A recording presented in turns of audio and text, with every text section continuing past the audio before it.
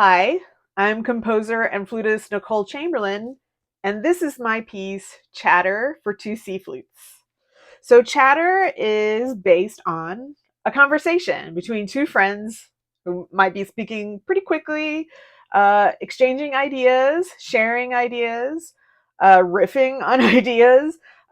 Sometimes the conversation is bubbly, sometimes it's tense, and sometimes it can be about delicate subject matters. And I wanted that reflected in the way the flute was playing. So the way we speak sometimes changes depending on the scenario and who we're talking with. So, with these two friends, we get those different dynamics in this one conversation. And to kind of illustrate that, I use some extended techniques. So, chatter is like the second piece. I use a lot of extended techniques in my voice. And so that was a long time ago.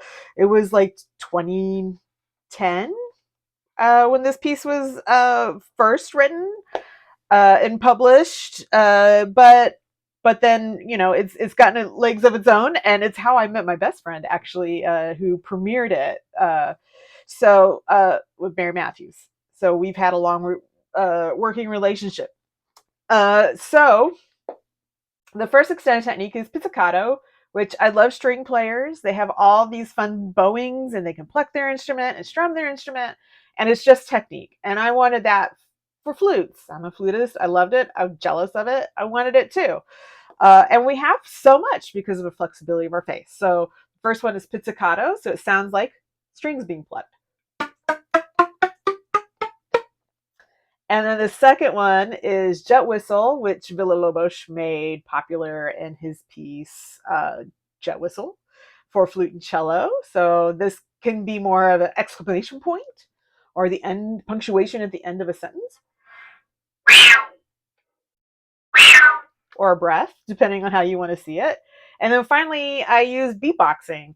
So from hip hop and rappers, they wanted some percussion but didn't have access to it because they're on the street or they're mobile and wanted to be able to do it on the fly. And even though I as well love percussion, I don't always have access to it either, and we have flexibility. So inspired by that technique, flute players started using it. I'm not the first one by any stretch of the imagination. Greg Patillo is one of them. Many other jazz musicians started doing all these fun extended techniques as well, too many to name. So that's what I did in chatter, was see if I could also implement that. Does it make sense in my own voice or not? And so you will hear those syllables being used, like I use sokasa in chatter, but sometimes in other pieces you hear like. So those are the extended techniques you'll hear. It's a fun piece. It should be lighthearted.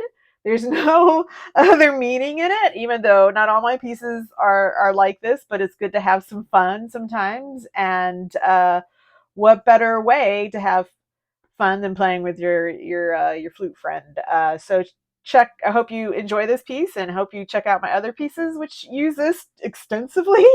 And I also use extended techniques for other instruments as well, as where it makes sense. I've enjoyed playing this piece myself and had fun playing it with many friends, and I hope you enjoy it. Thank you.